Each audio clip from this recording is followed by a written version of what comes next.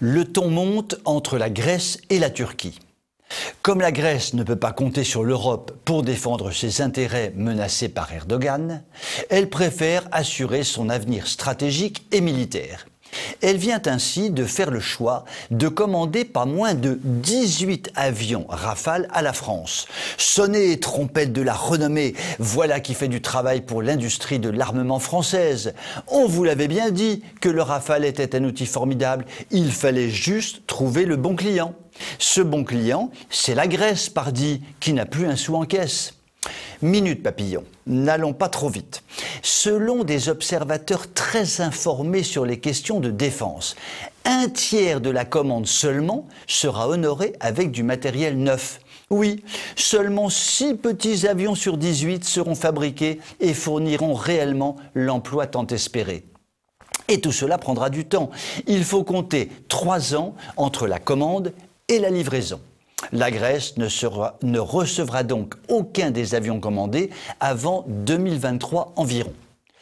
Mais pour la faire patienter et lui garantir qu'elle pourra montrer ses petits muscles face au sultan turc, nos dirigeants prévoyants ont tout simplement imaginé d'aller puiser dans les stocks de l'armée française. Le marché d'occasion du Rafale, c'est probablement plus écolo. Imaginons l'annonce ainsi rédigée sur Le Bon Coin. Pour cause d'armée en déliquescence et de faillite des pouvoirs publics, vend Rafale d'occasion très peu servi. Facilité de paiement automatique, même si l'acheteur est insolvable. Affaire à saisir, nous contacter. Ce n'est pas la première fois que la chose se produit. Cet été, par exemple, la Croatie a montré son intérêt pour des avions de seconde main. Quoi qu'il en soit, cela ne va pas faire les affaires de l'armement français, sur lequel l'État comptait beaucoup pour combler le trou abyssal du commerce extérieur de la France.